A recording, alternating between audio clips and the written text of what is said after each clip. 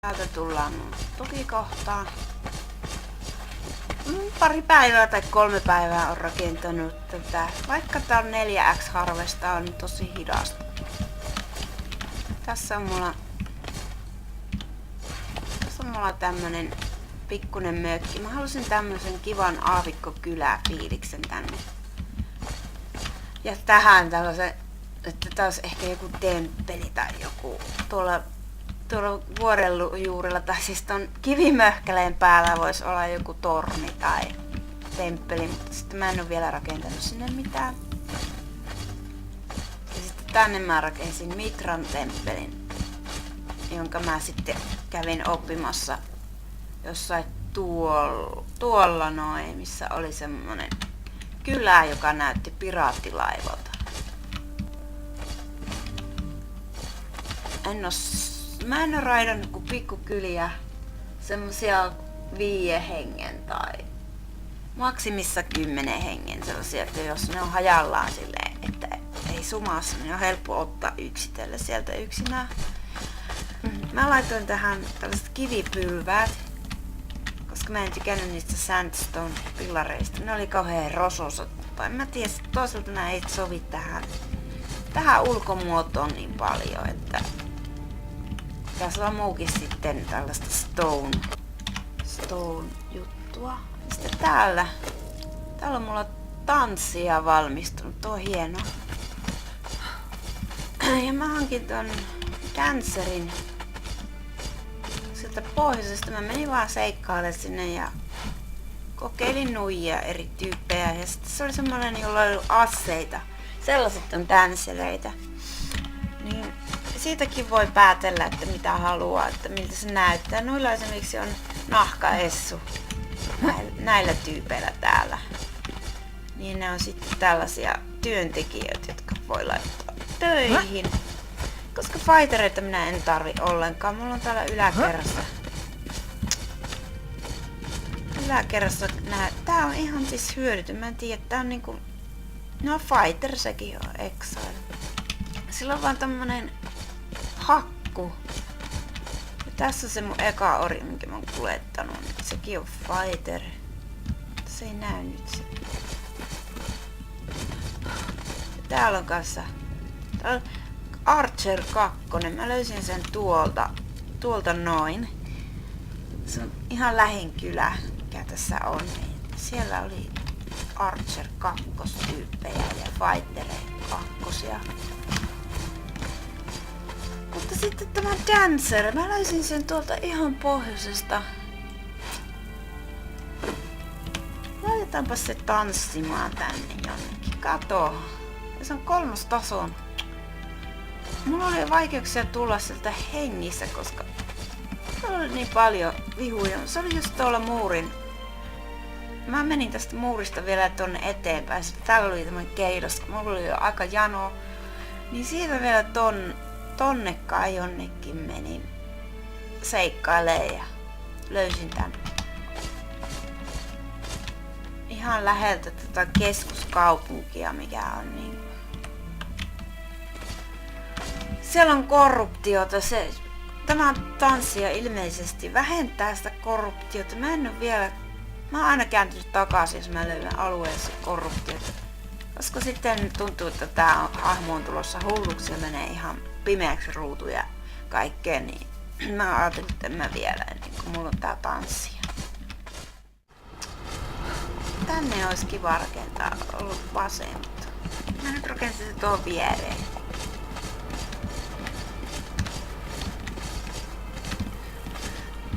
Joo, ja sitten kaikista helpointa, vaan minä en ole vielä käynyt luolissa, enkä mä tiedä millä muulla lailla Brimstonea saa, mutta Brimstonea saa kaikista helpoiten tuolta alueelta.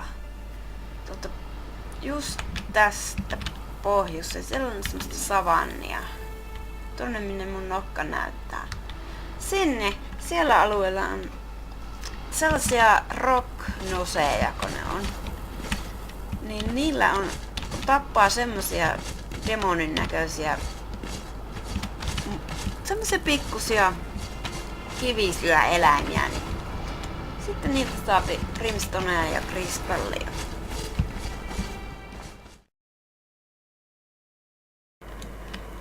No niin, minähän oon nyt päivittänyt tätä minun vuoristolinnoitusta Creative Modessa kokiin ja sitten tuohon lisäsin tuollaisen katoksen ja penkin, jotka se onkin tolleen ruohossa. Tästä voi sitten katella vaikka tuolla kauempana noita tanssijoita tai sitten tätä. Ja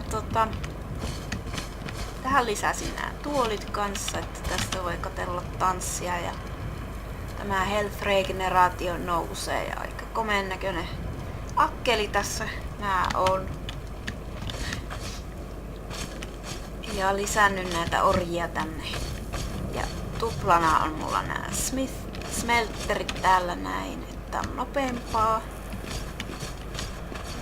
Ja sitten tämä on niinku ennenkin vähän lisää orjia täälläkin ja tähän mä pistän kaikki tavarani aina sitten. Ja sitten 3. kerrokseen mä oon laittanut niinku... Tää on vielä tyhjä, mä en tiedä mitä tänne vois laittaa. Tässä on niinku huonekaluja, vaikka tommonen pöytä ja tolleen. Mä yritin käyttää mahdollisimman paljon aikaa, että tää ulkomuoto olisi silleen niinku viehättävä, että se olisi massiivinen, mutta kevyt samalla. Mulla on nämä kuoret vasta tehty. Täällä pääsee sitten tänne yläkertaan. Ja tänne mä lisäsin portaat, josta pääsee niinku 3. kerroksen. Tai 3. kerros on minusta aika hieno. Tähän voisi lisätä jonkun temppelin, mutta mä yritin katsoa Fly-modessa tätä, tai Ghost-modessa, ja se ei näyttänyt hyvältä kaukaa päin. Että mä ajattelin, että muinaiset ihmiset ajatteli symmetrisesti. Ja se ei ollut symmetrinen tässä kohden, tähän muuhun nähen. Ja täällä on sitten mulla rakennettu tämmönen pyramidimainen rakennus tänne. Mä ajattelin, että tää on mun asuinrakennus. Mä en oo tätäkään vielä sisustanut, mutta tässä on eteinen. Tänne voisi laittaa jotain huonekaluja ja sitten tässä pääsee parvekkeelle. Näin. Ja sitten mä tahallaan jätin tänne näin tommosia pylväitä, kun ne oli puoliksi vahingossa, että se näyttäisi vähän rauniolta niinku, että tää ei ihan kunnossa. Sitten mennään yläkertaan. Tänne mun pitäisi lisätä sänky. Se on unohtunut. Sen mulla oli aikomus sentään lisätä. Tässä on mun makuukamari ja täältäkin pääsee tänne katolle. Siellä ei ole mulla vielä mitään niinku kaiteita, joka estäisi tippumista. Ja täältä on ihan kivat näköalat. Mulla ei meinaa teho riittää tähän nauhoittamiseen tällä hetkellä, mutta jospa tämä kestää tämä kone. Nyt se näyttää ulkoapäin. Mä laitan tässä tämän Ghostin päälle. Koska tää oli minusta kaikista tärkeää. Se näyttää niinku massiiviselta linnoitukselta. Minusta se on aika hieno. Mennään vielä vähän ylemmäs. Mä yritin katsoa joka kulmasta miltä se näyttäisi. Se näyttäisi niinku tukevalta, symmetriseltä ja samalla kevyeltä. Ja mä lisäsin ton 3. kerroksen, vaikka se on aika turhaa. Se olisi ihan hyvän näköinen 2 kerroksella pylväitä, mutta... Ja tästä tuli sitten vähän tämmönen niinku päärynän muotoinen niinku Angkor Watissa pikkusen. Tämä koko rakennus. Mä en halunnut 3. pylväsparveketta niinku yhtä leveäksi kuin muut, koska siitä tuli sitten liian neliskanttinen. Ja tämä ei ole ihan symmetrinen. Mä yritin, että se näyttäisi viehättävältä. Se kuuluu tähän vuoren murikkaan. Ja se olisi edes kohtuullisen symmetrinen. Ja sitten se ei leijus tyhjän päällä. Täältä se on sivulta päin. Ja minusta tästä tuli aika kiva. mikä single playerissa vielä toimi. En tiedä, laittaa tonne toimimaankaan. Taas kiva, jos tästä voisi tulla ääni. Tai local hostilla.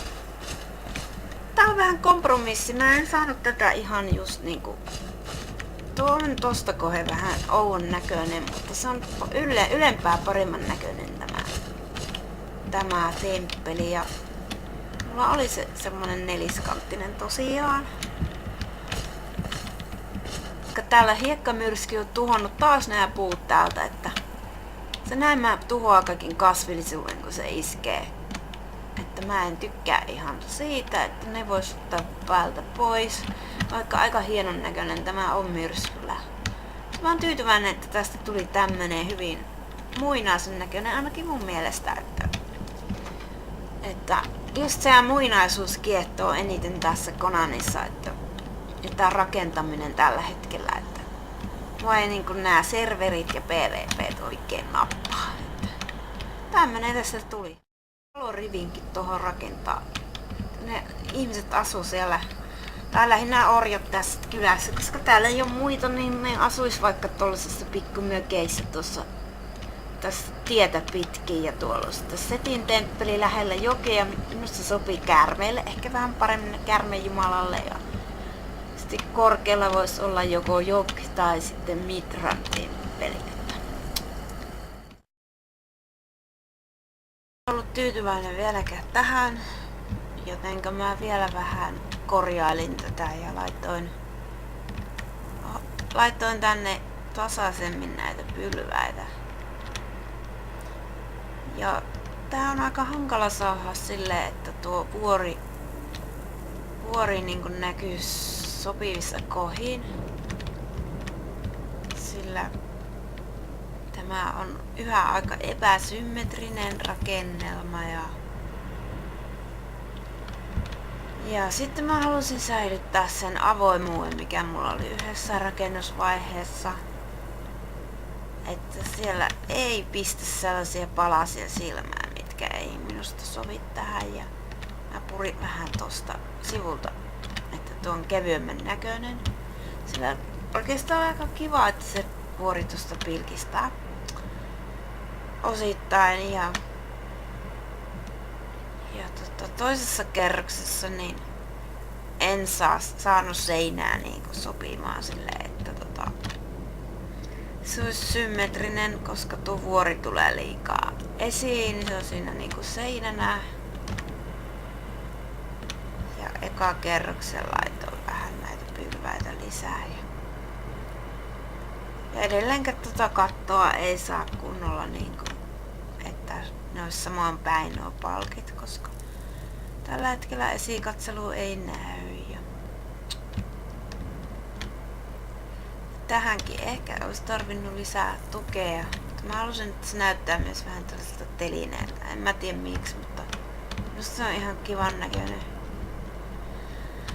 Ja tää portaikko, niin tämä oli vaikea saada silleen kivan näköiseksi, että se sopii.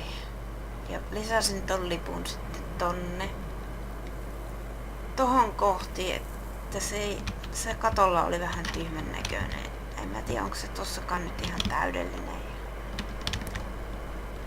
En ole ihan tyytyväinen vielä tähän. En tiedä mitä tekisin. Mutta ihan ok kai siitä tuli.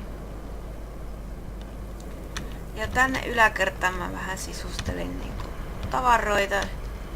Mä lisäsin tämän punaisen maton tähän, mutta mä huomasin sitten jälkikäteen, että tää ei saa purettua kerran kun se on asettanut tohon. Että jos muuttaa mielensä, niin pitää ottaa aiempi save, että tää ei saa purettua. Ja lisäsin ton valtaistuimen tohon. Puinen on minusta vähän parempi kuin kivinen tähän ympäristöön. Ja parit tollaset nuotiot, mitkä vähän niin kuin näyttää minusta hyvältä jostain syystä. Ja tässä on tällaiset tribute-chestit niin kuin ikään kuin, että tänne voi tuoda sitten jotain lahjoja, kun on olevinaan niin iso hallitsija tässä pelissä. Ja siinäpä se. Sitten vois näyttää sen yöllä vielä kerran. Ja odotellaan yötä tässä sitten. Tai mä voisin laittaa sen päälle tästä. Laitetaan.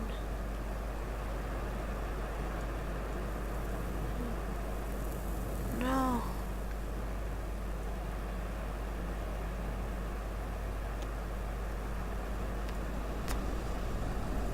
Mistä se tulee?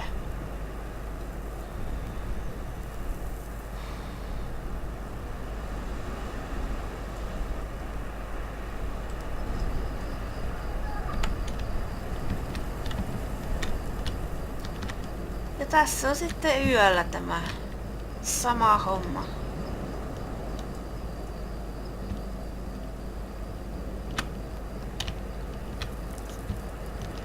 Saa nähdä, keksinkö mä tähän projektiin enää mitään. Tää hieman kyllästyttää jo, että mä innostuin liikaa nyssävää tätä sellaiseksi kuin halusin.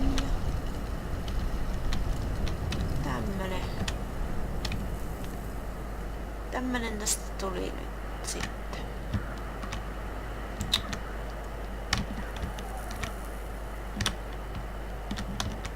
Ja kivimon näköinen tämä on täältä minun mielestä. Tässä näkyy tuo hieman päärynämäinen muoto, mikä mä halusin tähän. Mutta ihan paremmin olisi toiminut varmaan ilman 3. kerrosta tämä myös. Laitetaan vielä tästä tämä päälle. No niin, katso tämmönen. Tää on tästä aika kivan näköinen. Että ehkä mä sitten rakennan tonne vielä sen temppelin aikoinaan. Tuossa tuli nyt mun roolihahmoni persoonallinen palatsi, missä se asuu.